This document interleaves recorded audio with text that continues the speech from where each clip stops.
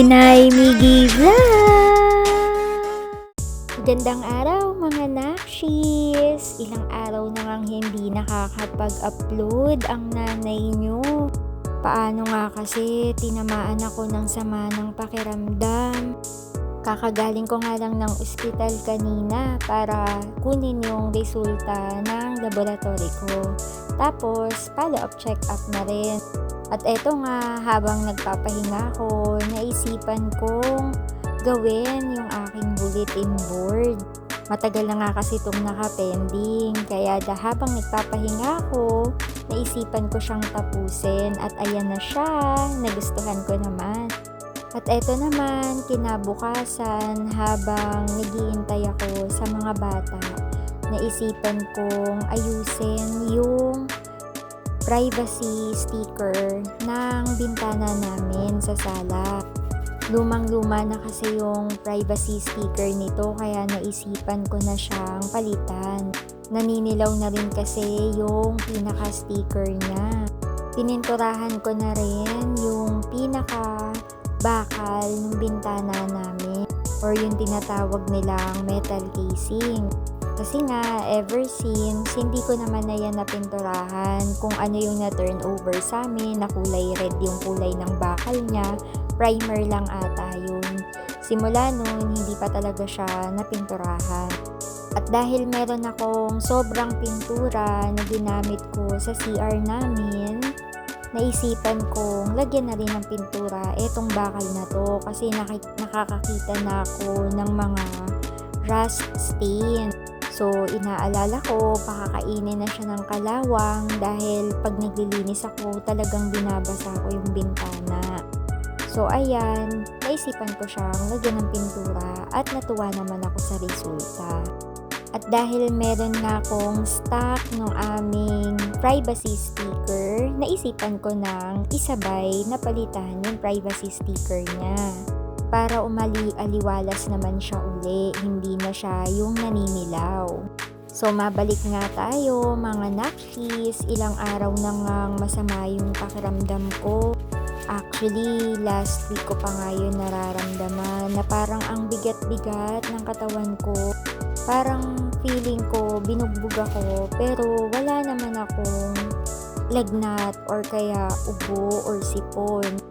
Yun yung tinitignan ko, minomonitor ko sa sarili ko kasi syempre natatakot ako, hindi pa rin naman tapos ang pandemic.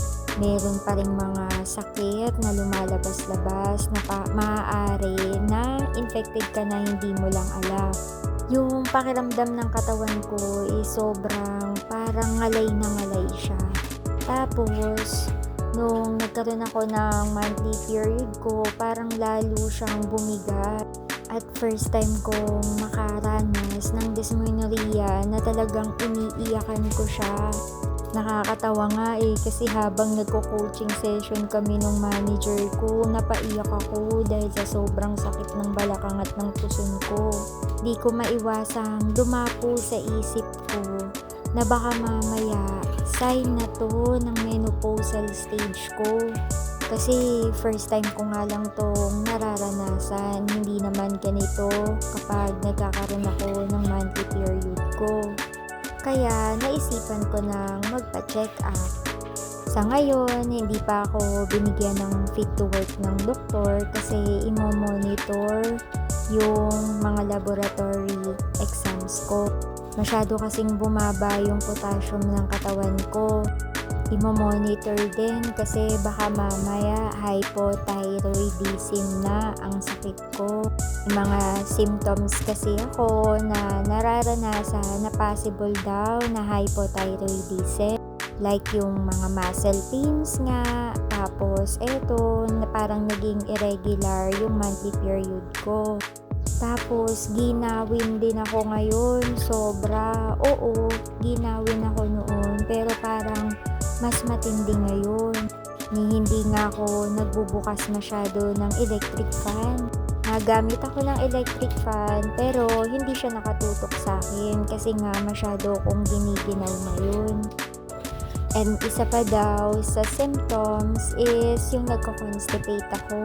And nag-gain din kasi ako ng weight pero hindi naman ako masyadong palakain ngayon. Wala nga akong gana. Coming from 49 kilos na normal weight ko, nagre-range ako ngayon ng 54 to 55 in a span of 1 month pa lang. O dahil sa mga symptoms na yon, sinusubukang i-rule out yung hypothyroidism.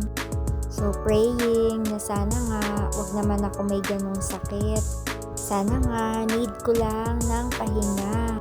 So ngayon, binigyan lang ako ng rest ng doktor ko. Pinag-rest muna ako ng doktor up until 18th of March para sa follow-up check-up ko. Sana after that time, maging maganda na yung result ng mga medical ko. Nakakatuwa yung doktora ko. Kasi alam mo yung hindi lang siya basta doktora na titignan kung ano yung mga nararamdaman mo.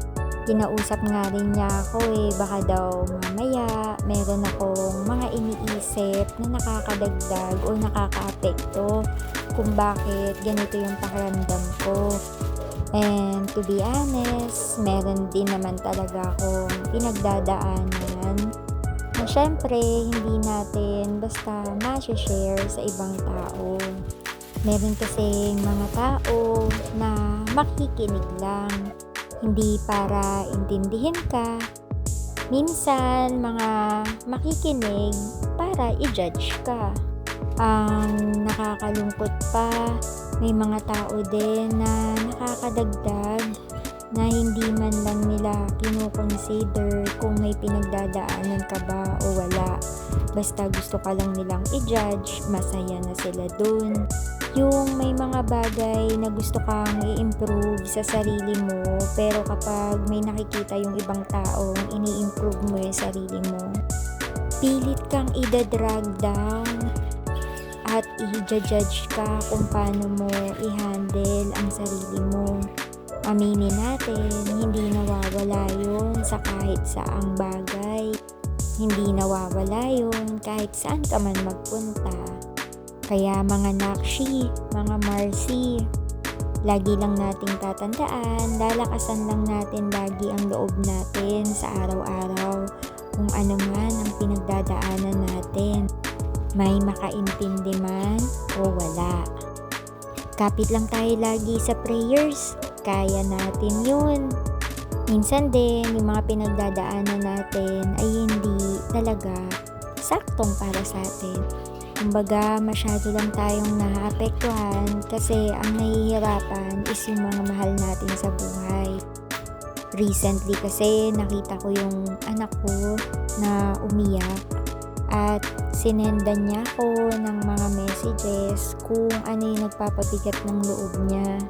At sad to say, merong mga factors doon na hindi ko kayang i-fix or ayusin kasi that's out of my control. Kaya yun yung nagpapabigat din ng loob ko kasi gustuhin ko man maging masaya yung anak ko, pero wala kasi talaga akong magagawa sa kung ano man yung nagpapabigat ng loob niya. At doon ako naiinis kasi lahat gusto kong maibigay sa anak ko. Pero aminin natin, meron pa rin talagang bagay na hindi natin kayang maibigay kahit napilitin pa natin. Kaya nga natuwa ako dun sa doktor ko ngayon Kasi sabi niya sa akin, lakasan ko daw yung loob ko. Minsan, ang sobrang pag-iisip din daw is nakakaapekto sa kung ano ang nangyayari sa katawan natin. Kaya natuwa ako sa kanya kasi hindi lang siya doktor na tatanungin ka kung anong masakit sa'yo tapos re-resetahan ka lang ng gamot. Natuwa ako kasi meron siyang special connection. Para sa akin, big check yon para sa isang doktor. Kasi mas maiintindihan mo yung pinagdadaanan o sitwasyon ng pasyente kung alam mo rin kung ano yung nangyayari sa kanila. Kaya shout out sa doktor ko ngayon, kay Dr. Ragul D. Lim. Doktor nga pala siya sa may Divine Grace, located sa General Trias.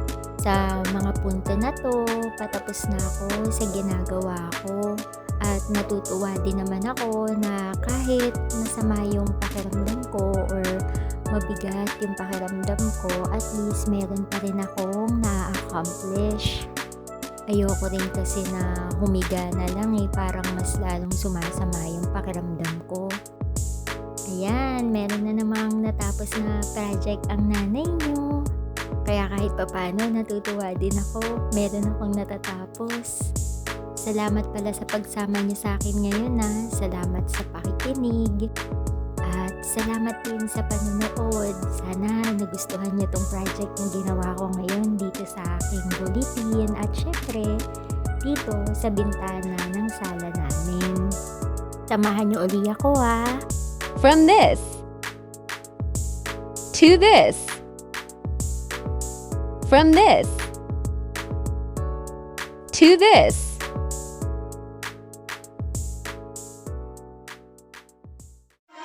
Inay Miggy Vlog!